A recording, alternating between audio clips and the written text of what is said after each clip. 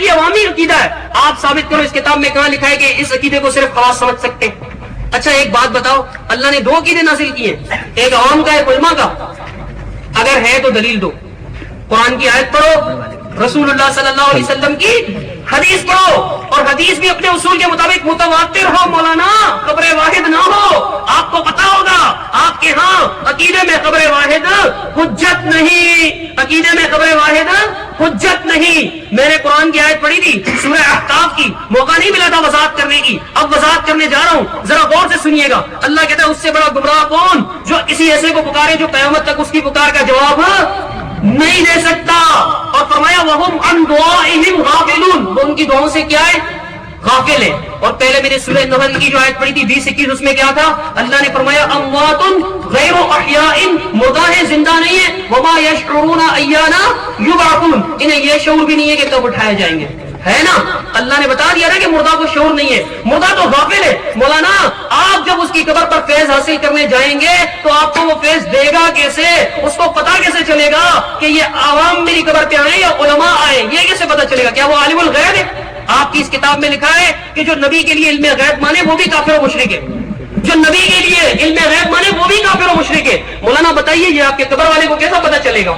منو مٹی کے نیچے سے اس کو کیسے پتا چلے گا کہ شیخ الحدیث مولانا مفتی حبیب اللہ صاحب تشریف لائے یا میرے پاس کوئی عام آدمی مراد تشریف لایا ہے؟ اب یہ بزرگ کو پتا کیسا چلے گا, یہ بھی تو بتاؤ.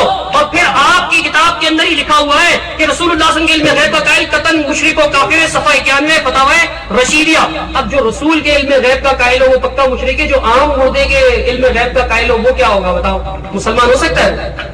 تو پھر اس کو کیسے پتا چلے گا کہ میری قبر پہ کون ہے؟ تو مر گیا, تو شعور بھی نہیں ہے, وہ آپ کو فائدہ کیسے پہنچائے گا؟ مولانا میں 2 آیتیں آپ کے سامنے پڑھ چکا ہوں اور آپ کی کتابیں پڑھ چکا ہوں, اور اس کے بعد اب میں 77 سے ایک اسپیشل حوالہ پڑھ رہا ہوں, اس میں میت کے بھی لفظ ہے. سنیے آپ کے گنگوئی صاحب کیا فرماتے, دیکھیے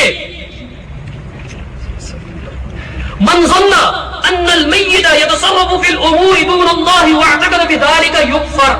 بہر رائے کی عبارت نقل کی ہے, کہتے ہیں کہ بحر رائق میں یہ بات لکھی ہے کہ جس کا یہ گمان ہو, من ظنہ, جس نے یہ خیال کیا کہ میت جو ہے معاملات میں دخل اندازی دے سکتا ہے یا معاملات میں ہیر پھیر کر سکتا ہے, حالات میں تبدیلی لا سکتا ہے, تصرف امور جس کو کہتے ہیں اللہ کے علاوہ, تو وہ کیا ہو جائے گا, اس کو کیا کہیں گے, کافر.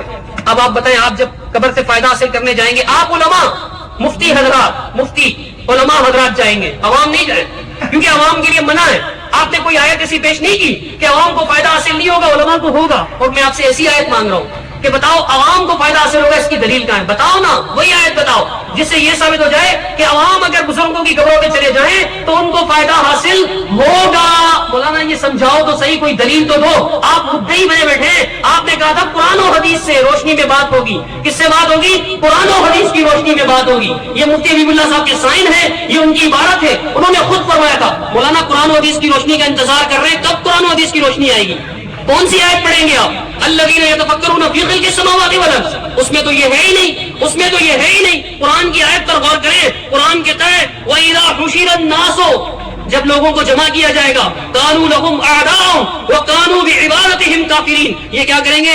عبادت سے انکار کر دیں گے کہ ہم نے نہیں کہا تھا ہماری عبادت کرو, تم فائدہ پہنچتے, ہم نے نہیں کہا تھا فائدہ لینے آؤ ہمارے پاس. میرے بھائی میت کو تصریف امور میں اجازت ہی نہیں ہے. اللہ رب العالمین آپ کی کتاب سے میں نے پڑھ کے سنایا, قرآن سے بھی پڑھ کے سنایا آپ کو. آپ بتاؤ مولانا, مجھے وہ آیت پیش کرو جس سے یہ ثابت ہو کہ علماء, شیوخ الحدیث, شیوخ القرآن, مفسرین قرآن, محدثین, مفتیان کرام اگر بزرگوں کی قبروں پہ جائیں تو ان کو باطنی فائدہ حاصل ہوتا ہے. مولانا وہ آیت پڑھو نا, وہی آیت پڑھ لو, آیت تو سناؤ, حدیث متواتر تو سناؤ. دلیل کب دو گے مولانا؟ فریاد کر رہا ہوں, گزارش کر رہا ہوں, عرض کر رہا ہوں, ریکویسٹ کر رہا ہوں, التجا کر رہا ہوں, التماس کر رہا ہوں آپ سے, جناب والا دلیل پیش کیجئے. بڑی نوازش ہوگی. یہ جتنے لوگ آئے یہ بھی تو سمجھ لیں کہ علماء دیوبند کے اس عقیدے کی کوئی دلیل ہے. آپ نے شروع کی محفل میں فرمایا تھا علماء دیوبند کی عزت کی خاطر آ گیا ہوں.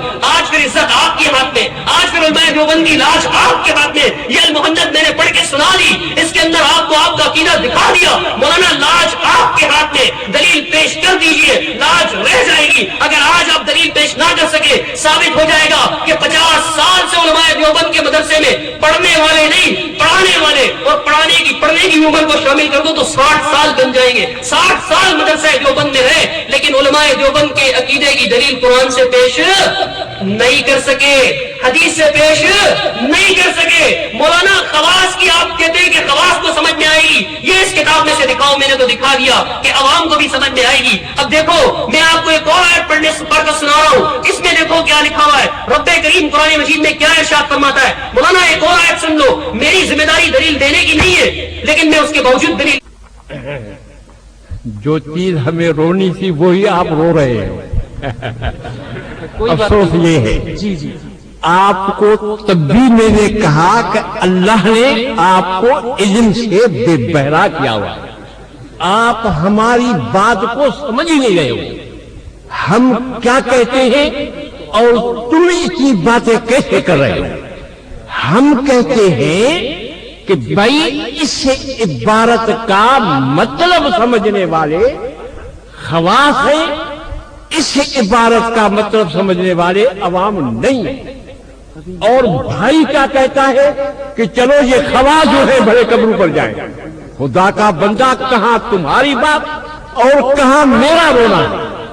میں بار بار یہ کہہ رہا ہوں کہ بابا اس عبارت کا مطلب خواص سمجھتے ہیں, آپ نہیں سمجھ رہے ہو, تم خواص میں سے نہیں ہو, تمہیں یہ بھی پتا نہیں کہ صفت مشبہ کیا ہوتی ہے, صفت مشبہ کا کیا مطلب ہوتا ہے.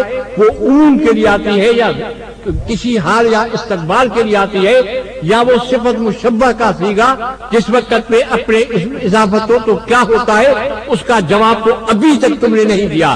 آپ نے اپنے آپ کو خواص میں سے ثابت کیا ہی نہیں. اور ہم بار بار یہ کہتے ہیں کہ بابا اس عبارت کا مطلب وہ ہے جو خواص سمجھتے ہیں. اور تم کیا کہتے ہو, آپ بار بار دیکھو بھائی تم مفتی ہو, تم فلان ہو, پہلے کہتا میں تو عزت کرتا ہوں. بھائی یہ جو تمہاری عزت ہے وہ تمہاری دیکھ رہے ہیں ساری دنیا. سوال یہ نہیں ہے مولانا, سوال یہ ہے کہ خدا را ہمارے موقف کو سمجھو. تم سمجھ نہیں رہے ہمارے موقف کو.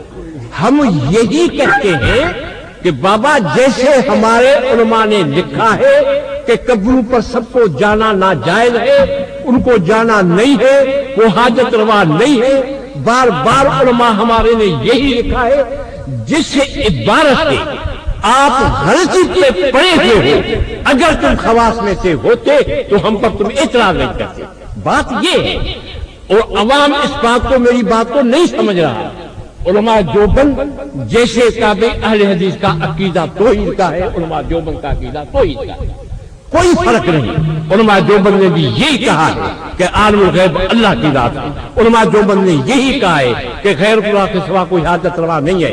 یہ سارے آپ حوالے میرے فائدے کے دے رہے ہو. جو فائدے کے حوالے دے رہے ہو وہی ہمارے